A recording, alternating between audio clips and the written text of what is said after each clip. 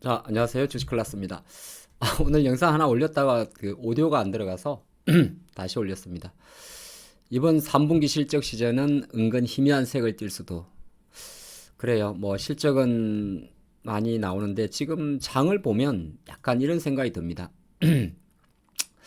엔비디아 실적 발표는 이제 11월 중순에 달려 있고요.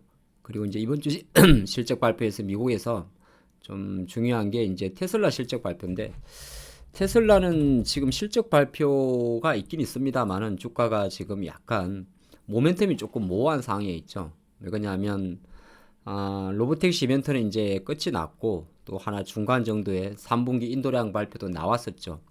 그러면 우리가 테슬라 같은 경우는 매출은 좀 증가하겠지만 수익성은 조금 감소할 수 있는 그런 요인으로 가고요.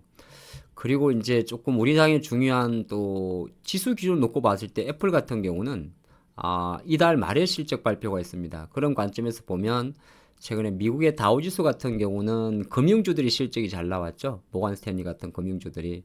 그리고 애플도 한 영향 할 거고요. 나스닥 같은 경우는 아직 본격적인 실적 발표는 아닌데 뭐 이번 주 출발하는 뭐 램 리서치나 테슬라 같은 경우는 조금 기대치가 낮고 오히려 다음 주에 많이 몰려 있습니다. 예, 그런 관점이 있는 상태다가 볼 수 있을 것 같고, 최근에 증시를 좀 보면 이제 우리나라 증시도 보면 지금 조금은 나쁜 건 아닌데 가만히 보면 주가가 약간 되게 이걸 뭐라고 이야기할까요? 늘어진다 그럴까요? 일정 부분 이렇게 주가가 조금 올라가는 것 같다가 또 조금 내려오고, 최근엔 그래까지 없단 말이죠. 그러면 시장 주체별로 투자가들이 조금 관망한다 그렇게 볼 수가 있습니다. 관망. 뭔가 위로 올라갈 수 있는 강력한 트리거가 필요한데, 한편을 놓고 보게 되면 외국인들이 사는 종목들이 약간은 분산되어 있습니다. 하이닉스가 들어오지만은 주가는 좀 닫혀 있고, 물론 이제 하이닉스밖에 없을 것 같고, 그 다음에 유한양이나 알테오젠 같은 경우 여전히 좋은 수급을 받으면서 올라는 가는데, 뭐 그렇다고 해서 알테오젠 혼자 코스닥을 끌고 갈 수는 없으니까 좀 분산되어 있습니다. 분산되어 있고 삼성바이오도 마찬가지고. 그러니까 제약바이오 일부 종목들이 장을 이끄는 건 사는데 이 제약바이오가 우리나라의 중심은 아니잖아요. 그러다 보니까 중간중간에 카카오라든지 이런 종목들이 올라와도 사실은 그렇게 확신은 안 듭니다. 물론 이제 보유하고 있는 입장에서는 조금 유리하게 가져갈 수 있는 그림이 되겠고, 심지어 네이버도 마찬가지고 또 최근에 움직이는 대한항공, 항공주도 마찬가지 될 것 같습니다. 그러면 지금 장은 시장이 뭔가를 조금 기다리는, 마침 보면 대만의 가건 지수, 자치행 지수를 빼고 나면 우리나라에 가까이 있는 일본 같은 경우도 조금 비슷해요. 일본이 사실 우리나라 지수랑 거의 비슷하게 움직이는 거 저도 아이러니한데, 어떻게 보게 되면 일본이 엔화가 많이 올랐단 말이죠. 물론 150엔 이상으로 팍 치고 가더라도 쭉쭉쭉 가서 7월달처럼 뭐 160엔까지 갈 것 같지는 않습니다만은, 약간은 이제 일본도 붙이면, 그러면 일본은 일본대로 붙이고 또 중국도 금리를 내렸음에도 불구하고 뭐 그렇게 흐름 자체가 다이나믹하지 않고 하방을 좀 잡아주는, 그래서 홍콩 증시가 뭐 7천에서 7,800, 중국 상해 증시가 한 3천에서 3,300에 갇힌다면, 이론적으로 놓고 보게 되면 우리가 이제 우리나라 증시가 빠질 때 뭐 일본으로 자금이 가서 한국은 못 간다. 이것도 좀 말이 안 되는 거고, 또 최근에 홍콩 증시가 갑자기 많이 올라갈 때 외국인들이 홍콩 증시를 매수를 해가지고 한국을 또 판다. 그것도 말이 안 되죠. 그런데 우리는 왜 이러냐고요. 답답하죠. 물론 복합적인 게 있을 수 있습니다. 일각에서는 이런 이야기도 좀 하는 것 같아요. 야, 이제는 삼성전자도 이제 외국인 매도가 조금 줄어들었다. 여기 보면 200, 300만 주, 400만 주, 400만 주 팔다가 72만 주. 근데 단순하게 이것만 보고 또 외국인들이 매수가 들어온다고 판단할 수는 없잖아요. 그렇죠? 물론 여기에는 이렇게 매도 금액이 460만 주 이렇게 줄어들면 좋긴 좋은 겁니다. 다만 400만 주, 600만 주 살 때는 누군가 강력한 매수 주체가 있었어요. 그게 누구였냐면은 지금 화면에 보이다시피 바로 연기금이었습니다. 이렇게 50만 주, 뭐 49만 주, 40. 근데 연기금이 최근에 팔죠. 그러면 오히려 실제적으로 거래량도 많이 감소하고, 오늘 삼성전자도 생각보다 거래량은 조금, 삼성은 좀 거래가 많이 됐군요. 아까 봤던 하이닉스 같은 경우는 오히려 거래량이 반토막이 났습니다.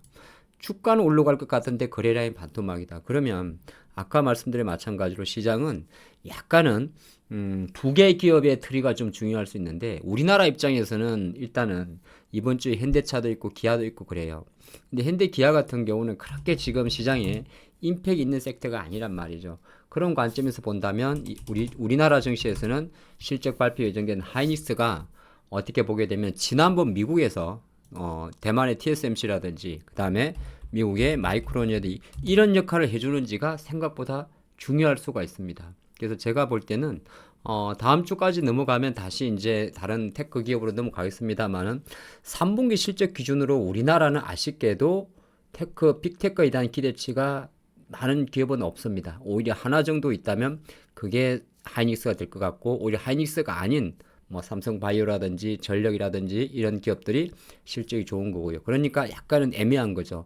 어느 때보다도 지수가 박스권을 조금 보일 가능성도 많이 있는데, 한국 관점에서는 그래도 하이닉스가 트리가 될 것 같고, 미국으로 갔을 때는 이번 주는 테슬라는 좀 그런 트리거는 어려울 것 같고, 오히려 실적 발표로 놓고 봤을 때는 애플 같은 경우가 어느 정도 흐름인데, 이거는 월 말에 몰려 있습니다. 근데 애플의 강세는 다우를 이끌고 나스닥을 이끌고 하긴 하겠지만은 한국을 이끌지는 못하겠죠.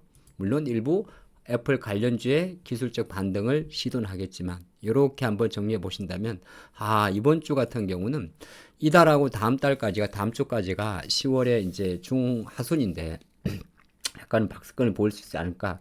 저도 9월 달에 이제 이런 전략을 펼칠 때 추석 전후부터 10월 중순까지는 강세, 10월 중순부터 미국 대선이 있을 때까지는 약간 박스권 상단에서 혼조를 생각합니다. 그리고 마지막은 그건 사실 약간은 제가 좀 부정적으로 보거든요. 예, 그래서 일단 지금 현재 놓고 봤을 때 최소한 2, 3주 동안에는 약간 지금처럼 시원한 랠리보다는 어정쩡한 랠리가가 아니라 좀 나을 것 같습니다. 물론 이게 장의 전망이기 때문에 언제든지 조금 힘의 논리에서 좀 밀 수 있겠지만, 그래서 이렇게 폭발적인 상승과 급등보다는 계속적으로 상승하다 늘어지게 되면 사실은 돌파 확률보다는 조금 늘어질 확률이 있어요. 그렇게 되게 되면 시장은 지금 보는 거 마찬가지로 뭔가 올라오는 오는데 시원하게 치고 가지 못하고 갑자기 바닥에서 올라오는 이런 종목들 위주로만 중간중간에 움직일 수가 있습니다. 그러면 우리 투자하는 관점에서는 만약에 뭐 카카오 같은 종목이 올라와도 일단 올라왔을 때, 특히나 바닥에서 올라왔을 때 적극적인 매수는 조금 자행을 해야 되고, 이제 어느 정도 약간의 바닥에서 움직일 때 정도를 매수 타점으로 삼고, 반대로 주 상향해서 올라가는 종목들 같은 경우는 계속 가는 거는 좋은데, 어느 정도 이런 종목이 이제 조정을 보일 때는 약간은 1차 조정에 대해서 급하게 매수해야 돼. 이게 그런 게 있어요. 파워가 엄청 셀 때는 이런 조정에서 바로 매수하면 되는데, 지금 시장이 파워가 조금 약할 때는 그 눌림목이 가끔은 독소가 될 수도 있습니다. 좀 어려운 장이죠. 예, 그런 거 조금 면도하시면서 장의 전체적인 분위기를 한번 말씀드렸으니까, 나쁜 건 아닌데 뭔가 이렇게 자욱한 그러니까 화려한 장미가 지금 품고 있는데 은은하다는 생각보다는 약간 심오한 장이다. 이렇게 좀 해석할 수가 있을 것 같아요. 뭐 장을 해석하다 보니까 시간이 이렇게 됐는데, 하여튼 내일도 화이팅입니다. 감사합니다.